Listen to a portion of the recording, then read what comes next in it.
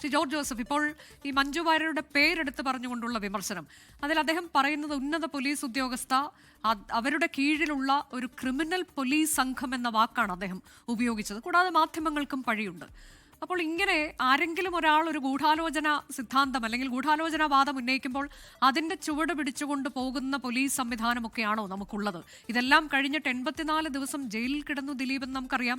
എത്രയോ തവണ ജാമ്യം നിഷേധിച്ചതാണ് കോടതി എന്നത് നമുക്കറിയാം. അപ്പോൾ അതൊക്കെ വെറുതെ ആയിരുന്നു എന്ന് നമ്മൾ ഒരു സാധാരണക്കാരി എന്ന നിലയിലാണ് ഞാൻ ചോദിക്കുന്നത്. അങ്ങനെ കരുതണമോ?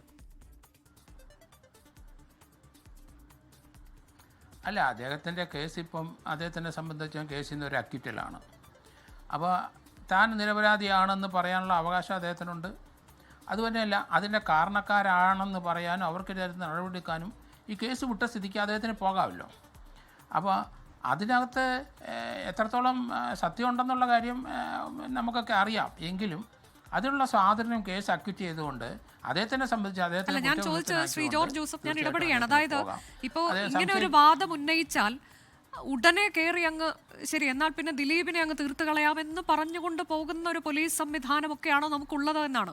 ഒരു ഉന്നത ഉദ്യോഗസ്ഥ തന്നെ തകർക്കാൻ ഇറങ്ങി പുറപ്പെടുന്നു, ഒരു ക്രിമിനൽ പോലീസ് സംഘം എന്ന വാക്ക് ഉപയോഗിക്കുന്നു. അപ്പോൾ അവരെല്ലാവരും കൂടി എന്നെ തകർക്കാൻ, എൻ്റെ കരിയർ നശിപ്പിക്കാൻ ഇറങ്ങി തിരിച്ചു എന്ന് പറയുകയാണ്. അപ്പോൾ അത്ര എളുപ്പത്തിൽ ചെയ്യാവുന്നതാണ് അങ്ങനെ ഒരാളെ തകർക്കണം എന്നുണ്ടെങ്കിൽ എന്ന എൻ്റെ സംശയം ഞാൻ താങ്കളോട് ചോദിക്കണം. താങ്കൾ ഒരു റിട്ടയർഡ് SP കൂടിയാണല്ലോ. ഇല്ല, അദ്ദേഹത്തിന് അത് പറയാനുള്ള സ്വാതന്ത്ര്യം, അതിന് ഒരു കൗണ്ടർ കേസ് ഇനി കൊടുക്കാമല്ലോ. കൊടുക്കട്ടെ, അത് നമുക്ക് പ്രതീക്ഷിക്കാം. കാരണം അതിനുള്ള സ്വാതന്ത്ര്യം അദ്ദേഹത്തിനുണ്ടല്ലോ. അപ്പോൾ അതുകൊണ്ടാണ് അത് പറഞ്ഞത്. അത് തന്നെയല്ല, അദ്ദേഹത്തിൻ്റെ അഡ്വക്കേറ്റും അത് സപ്പോർട്ട് ചെയ്ത് പറയുന്നുണ്ടല്ലോ. അതുകൊണ്ടൊരു കൗണ്ടർ കേസ് വരാനുള്ള വളരെ സാധ്യത കൂടുതലാണ് അദ്ദേഹത്തിനെ കുറ്റവിമുക്തനാക്കിയുണ്ട്. പക്ഷേ അതേ ഒരു കാര്യം മറക്കണം, ഇത് 2 സ്റ്റേജ് കൂടെ കഴിയാനുണ്ട്. ഇനിയിപ്പോൾ ഹൈക്കോടതിയിൽ പ്രോസിക്യൂഷൻ എന്തായാലും അപ്പീൽ കൊടുക്കും. അത് വളരെ നേരത്തെ കേൾക്കാനുള്ള കാര്യത്തിലേക്ക് ഒരു ഓർഡർ വരാം. അതിനുശേഷം അവിടെ നീതി ലഭിച്ചില്ലെങ്കിൽ സുപ്രീം കോടതി വരെ പോകും. ഇതിനകത്തൊരൊറ്റ പ്രശ്നമേ ഉള്ളൂ, കോടതി 120B ഗൂഢാലോചന തെളിവില്ലെന്ന് മാത്രമാണ് പറഞ്ഞിരിക്കുന്നത്. അതിലാണ് അക്വിറ്റ് ചെയ്തിരിക്കുന്നത്. പക്ഷേ ഇതിനകത്ത് വേറൊരു കാര്യമുണ്ട്. പൾസർ സുനിയും മറ്റൊരു ഈ കേസ് അവർ ചെയ്തപ്പം അവർ എന്തിനാണ്, അതിനൊരു മോട്ടീവ് വേണം. അവർക്കിപ്പം മോട്ടീവില്ല. അപ്പോൾ അത് എന്തിനൊരു പ്ലഷർ സഹിക്കാനാണ് ചെയ്തത്? അതല്ല. അപ്പോൾ അയാൾ പറഞ്ഞു ഇതൊരു സ്ത്രീയുടെ ഒരു മാടത്തിൻ്റെ കൊട്ടേഷനാണ്. അത് കള്ളന്മാർ വ്യത്യാസമായിട്ട് പറയുമ്പോൾ അതിന് വലിയ പ്രാധാന്യം കൊടുക്കണ്ട. ആരെയാണെന്ന് കൊട്ടേഷൻ പോലീസിനെ സംബന്ധിച്ചിടത്തോളം കണ്ടെത്തി കഴിഞ്ഞു. ഇതിനപ്പുറത്തോട്ടൊരു കൊട്ടേഷൻകാരോ അല്ലെങ്കിൽ ഇതിൻ്റെ ഒരാളുണ്ടെന്ന് നിശ്ചയമായിട്ടും പോലീസിന് കണ്ടെടുക്കുക കേരള പോലീസോ അല്ലെങ്കിൽ CBIക്ക് ആർക്കും കണ്ടെത്താൻ പറ്റില്ല. ഈ ട്രാക്ക് വിട്ട് വേറൊരു ട്രാക്ക് ഉണ്ടെന്നുണ്ടെങ്കിൽ തീർച്ചയായിട്ടും അത് ദിലീപ് തന്നെ അത് മുന്നോട്ട് വരണം. അത് തന്നെ ദിലീപ് അതിനൊരു കേസെടുപ്പിക്കണം. കാരണം അങ്ങനെ അദ്ദേഹത്തിൻ്റെ വക്കീലിനുമാണ് അവർക്ക് അങ്ങനെയുള്ള വിവരം ഉണ്ടെങ്കിൽ അത് പറയട്ടെ. അങ്ങനെയാണ് അത് നേരത്തെ പറയാമായിരുന്നല്ലോ.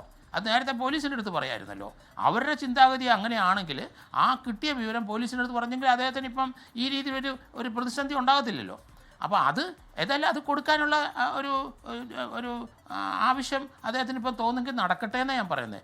പക്ഷേ പോലീസിനെ സംബന്ധിച്ചിടത്തോളം 120B നന്നായിട്ട് അത് ഇൻവെസ്റ്റിഗേറ്റ് ചെയ്ത് കണ്ടെത്തിയിട്ടുണ്ടെന്നാണ് ഞാൻ കരുതുന്നത്. കാരണം അതൊക്കെ കോടതിക്ക് ഇഗ്നോർ ചെയ്യാൻ പറ്റുമോ? ഹയർ കോടതിയിലോട്ട് വരുമ്പോഴാണ്. അതുകൊണ്ടാണ് ഞാൻ പറഞ്ഞത് ഇപ്പോഴും ജഡ്ജ്മെൻറ്റ് ആ മാഡം എന്താണ് ആ ജഡ്ജ്മെൻറ്റ് പറഞ്ഞിരിക്കുന്നതെന്ന് നമുക്ക് മനസ്സിലാക്കിയെങ്കിൽ മാത്രമേ നമുക്ക് അതേപ്പറ്റി പറയാൻ പറ്റുള്ളൂ. കാരണം ഏത് രീതിയിലാണ് ഇതിനകത്തൊരു ഗൂഢാലോചന ഇല്ല, ദിലീപിൻ്റെ ഭാഗത്തൊന്നും ഇല്ല എന്ന് കോടതിക്ക് ബോധ്യപ്പെട്ടിരിക്കുന്നത്. കോടതിയിൽ പ്രോസിക്യൂഷൻ ഹാജരാക്കിയ തെളിവുകളൊക്കെ അതൊക്കെ യാതൊരു വാലിഡിറ്റിയും ഇല്ല. അതെന്ത് അർത്ഥത്തിലാണ് അങ്ങനെ ചിന്തിക്കുന്നത് എന്ന് കോടതി അതിൻ്റെ അത് പറയണമല്ലോ. അതുകൊണ്ട് തീർച്ചയായിട്ടും ആ ജഡ്ജ്മെൻറ്റ് 12-ാം തീയതി വരുമ്പം അതിൻ്റെ കോപ്പി കിട്ടിക്കഴിയുമ്പം അതിന് കൃത്യമായ നമുക്ക് കോടതിയുടെ നിരീക്ഷണം എങ്ങനെയാണ്, അതിനകത്ത് എന്തെങ്കിലും എറർ കോടതിക്കുണ്ടായോ. എൻ്റെ ഒരു സംശയമാണ്, അതായത് ഇപ്പോൾ ബാലചന്ദ്രകുമാർ പിന്നീട് നടത്തിയ വെളിപ്പെടുത്തലുകളുണ്ടല്ലോ, അദ്ദേഹം ഇന്നിപ്പോൾ നമുക്കൊപ്പം ഇല്ല, പക്ഷെ അദ്ദേഹം നടത്തിയ ചില വെളിപ്പെടുത്തലുകളുണ്ട്. അദ്ദേഹം ചില കാര്യങ്ങൾ കണ്ടിട്ടുണ്ട് എന്ന് പറഞ്ഞുകൊണ്ടാണ് അത് ഒക്കെ അത്തരം കാര്യങ്ങളൊക്കെ പറഞ്ഞത്. പിന്നീടാണ് ഒരു അനുബന്ധ കുറ്റപത്രം സമർപ്പിക്കുകയും അതൊക്കെ ചെയ്ത് നമുക്കറിയാവുന്നതാണ്. പക്ഷെ അതെല്ലാം പൂർണ്ണമായും തള്ളിക്കളയുന്ന ഒരു അവസ്ഥയിലേക്ക് എന്തുകൊണ്ട് കാര്യങ്ങൾ എത്തി എന്നാണ് താങ്കൾ വിചാരിക്കുന്നത്? അത് കോടതി പറയൂല്ല. അതിൻ്റെ അകത്ത് ബാലേന്ദ്രകുമാർ വളരെ വൈറ്റലായ ഒരു എവിഡൻസാണ്. അദ്ദേഹം പറഞ്ഞതനുസരിച്ച് ദിലീപിൻ്റെ അനിയൻ്റെ മൊബൈൽ ഫോണിൽ നിന്ന് ആ ദൃശ്യങ്ങൾ റിട്രീവ് ചെയ്തെടുത്തിട്ടുണ്ട്.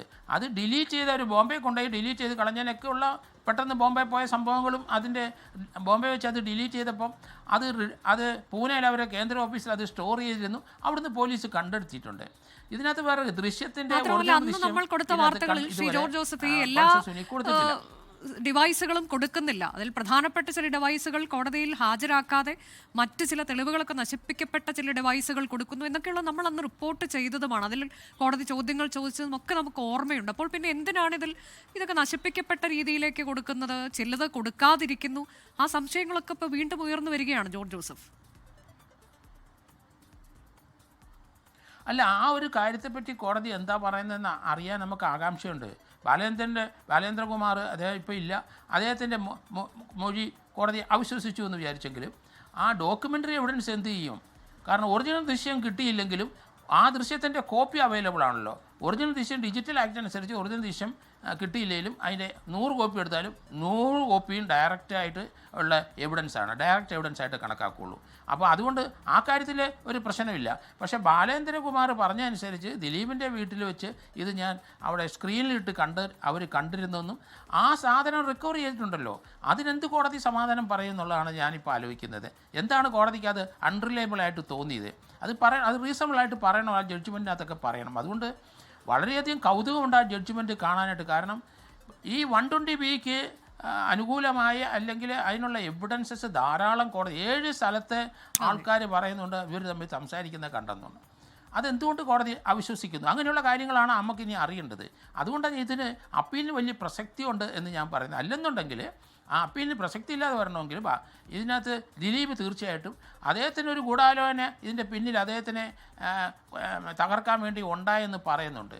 അത് മഞ്ജു വാര്യർ ആ ഗൂഢാലോചനയുടെ പ്രധാന അങ്ങനെയെങ്കിൽ ആ ഗൂഢാലോചന പുറത്തു കൊണ്ടുവരണമെന്ന് പറഞ്ഞുകൊണ്ട് അദ്ദേഹം ഒരു നിയമ പോരാട്ടത്തിലേക്കൊക്കെ പോകുന്നത് ഉചിതമാകുമോ? അല്ല, കേസ് അദ്ദേഹത്തിനെ വിട്ടല്ലോ. അപ്പോൾ അതിനുള്ള സ്വാതന്ത്ര്യം വരട്ടെ, അത് വരുന്നത് നല്ലതല്ലേ? അദ്ദേഹത്തിന് പറയട്ടെ, ഇവർക്ക് എന്താ മോട്ടീവ്? അതിലും ശക്തമായ മോട്ടീവല്ലേ ഇവിടെ വത്സസുനിക്ക് നമ്മൾ പ്രൂവ് ചെയ്തിരിക്കുന്നത്. ഈ പോലീസ് ഉദ്യോഗസ്ഥയ്ക്കും അതുപോലെ തന്നെ മഞ്ജു വാര്യയ്ക്കും അവർ ഭാര്യാഭർത്താക്കന്മാരായിരുന്നു. ആ സമയത്തുള്ളൊരു പ്രശ്നമാണ്. അതുകൊണ്ട് ഇവർക്ക് എന്തുകൊണ്ടാണ് ഈ പോലീസ് ഉദ്യോഗസ്ഥയ്ക്കും അല്ലെങ്കിൽ അവരോട് ചേർന്ന് നിൽക്കുന്ന കുറേ പോലീസ് ഉദ്യോഗസ്ഥർക്കും ഈ ദിലീപിനോട് ഇത്ര വൈരാഗ്യം വരാനുള്ള കാര്യം എന്ത്? അതൊരു മോട്ടീവ്, അതിൻ്റെ മോട്ടീവ് പറയണ്ടേ? അത് ശക്തമായ മോട്ടീവ് ഉണ്ടെങ്കിലേ പറയുള്ളൂ. അദ്ദേഹത്തിൻ്റെ വക്കീലും അത് സപ്പോർട്ട് ചെയ്തിട്ടുണ്ട്. അതുകൊണ്ട് കേസ് വരട്ടെന്നാണ് ഞാൻ പറയുന്നത്.